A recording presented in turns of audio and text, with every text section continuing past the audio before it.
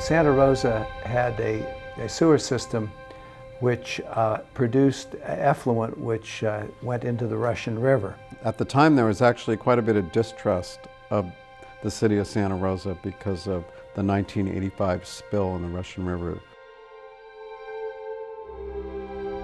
This all came to a head in the year 1987 when there was a very unusual storm in the wintertime, and the city, because its effluent ponds were full, was required to release a large amount of treated effluent directly into the tributaries to the Russian River. And that's how they ended up going to tertiary treatment and then looking at what could they do with this water. I was tasked in 1988 with coming up with a solution to the city's wastewater disposal problem. And I think most of us on the City Council and the board thought we would expand agricultural irrigation.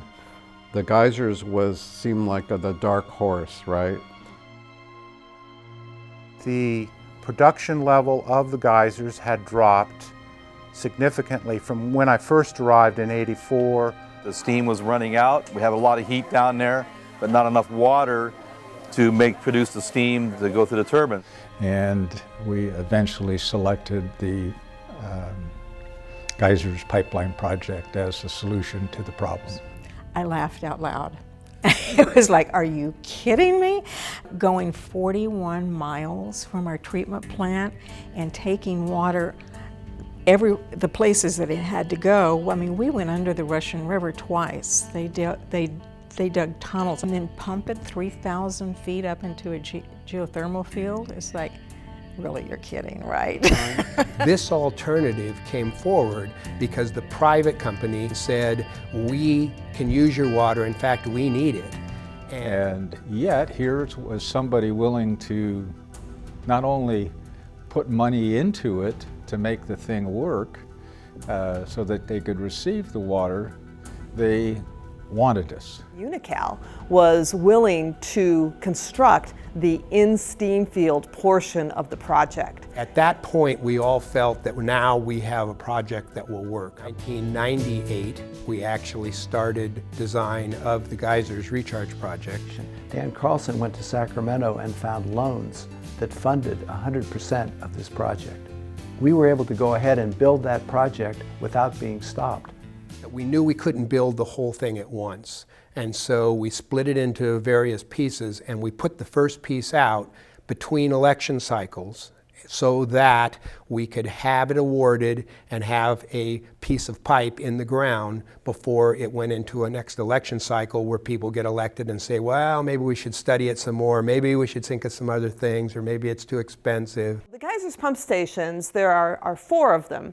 And the first pump station is down on Llano Road, and the water is pumped from there all the way up to north of Healdsburg by that one pumping station, and that's a pretty long distance. Then the 3 pump stations on the hill, each one pumps the water up about 1,000 feet, and the pressure of the water just after the pump station is really high. And here we had a construction crew going through it during harvest.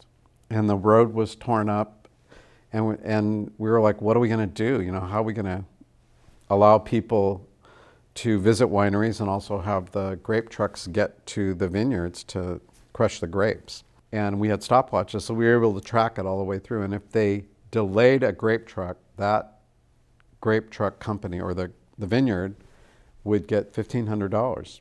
The water that gets injected into the ground, it takes time for it to boil and percolate in the reservoir, and then it gets produced back into this well over here, the production well, where it gets shipped over to this series of pipes to the steam line over here and ends up in a power plant over there. So as you can see, geothermal energy is a renewable energy resource because what we put out, we put back in. And so we work together when we have a lack of water.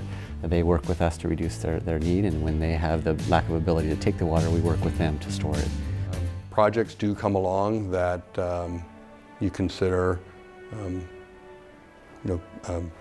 opportunities of a lifetime, I guess, and being part of this project will be something that I was able to do as a part of my career as an engineer, that makes a big difference in the community and something that I, cherish as having had the opportunity to work on something like this. So it was a project of a lifetime. It takes this highly treated wastewater from several cities in the sub-regional system and turns it into electricity for 100,000 households in the Bay Area. To me, the Geysers Project's a grand slam. It stabilized the steam field, and the Geyser steam field is still the largest producing energy geothermal program in the world. Is it something I'm proud of as an elected official, public official? Probably the thing I take greatest pride in.